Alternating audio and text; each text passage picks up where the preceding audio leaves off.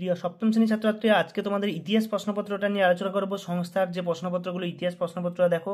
তো একের দাগে কি বলেছে দেখো, 6টা এমসিকিউ প্রশ্ন দিয়েছে। বিশ্ববিখ্যাত বিষ্ণু মন্দির, এই বিষ্ণু মন্দিরটার নাম কি? আঙ্করভাট, লুম্বিনী এবং বোরবুদুর কোনটা হবে? বৌদ্ধ এবং জৈনদের মধ্যে ড্যাশ নির্মাণের রীতি ছিল। তারপরে কম্বলপাত এবং সোমপুরী, বিক্রমশীল, জগদ্দল এর মধ্যে বেমানান শব্দ কোনটি এবং রাজা লক্ষণ সেনের রাজধানী কি ছিল? তারপরে 622 খ্রিস্টাব্দে হজরত মোহাম্মদ মদিনা ছেড়ে মক্কায় চলে আসেন, এটা সত্য না মিথ্যা নিরূপণ করতে বলেছে। সাজিয়ে নিয়ে উত্তর খুঁজতে বলেছে। চোল রাজ্যের প্রতিষ্ঠাতা কে ছিলেন? চোল রাজ্যের প্রতিষ্ঠাতা কে তোমরা দেখবে। তারপরে বলেছে দেখো, সন্ধ্যাকার নন্দী, ধীমান, অতীশ দীপঙ্কর জ্ঞান এবং জয়দেব এদের মধ্যে কোনটা কোনটা ডান্স ফর্ম মিলবে সেটা তোমরা অবশ্যই করবে। আমি যে প্রশ্নপত্রগুলো দেখাচ্ছি তোমরা অ্যান্সারগুলো করো, যেগুলো পারবে না কমেন্টে অবশ্যই জানাবে, আমি অ্যান্সার নিয়ে আসবো। 2 নম্বর পেজে দেখো, 3-এর দাগে দুটো বলেছে, 2 নম্বরে একটা করতে হবে।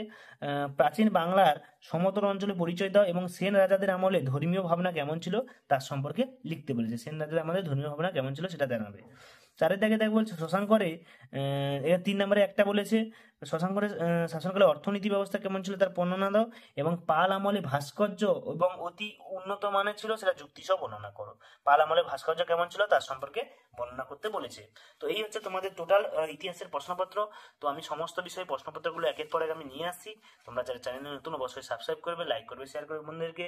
দেখা যাচ্ছে পরের ভিডিওতে। 2025 সালের প্রশ্নপত্রগুলো নিয়ে একের পর এক হাজির হচ্ছে। যেসব স্কুলে পরীক্ষা হয়ে গেছে তাদের প্রশ্নপত্র আদলে তোমাদের প্রশ্নপত্র কেমন হবে এখান থেকে তোমরা দেখে নেবে। সকলকে ধন্যবাদ, দেখা যাচ্ছে পরের ভিডিওতে।